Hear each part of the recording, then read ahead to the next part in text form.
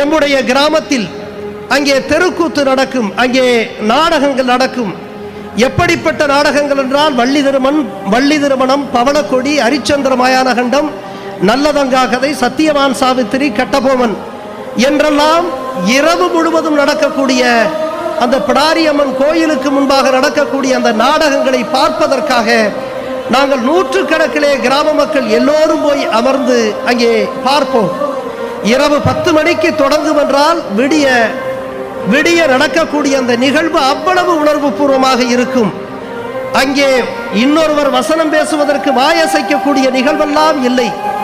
யாரோ ஒருவர் எழுதி கொடுப்பதை, யாரோ ஒருவர் பாடுவதை அங்கே மேடையிலே வாயசைப்பதற்காக இல்லை. அந்த கலைஞர்கள் அவர்கள் உண்மையான உன்னதமான கலைஞர்கள், அப்படியே பாடுவார்கள். மெய்மறக்க மணிக்கணக்கில் பாடக்கூடிய அந்த மகத்தான மண்ணினுடைய கலைஞர்களை நான்